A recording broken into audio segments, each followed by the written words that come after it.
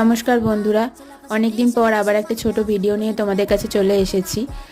শীতকাল পড়ছে, সবাই গাছ লাগাতে খুব পছন্দ করে। সেরকমভাবে আমিও কিছু গাছ লাগিয়েছি।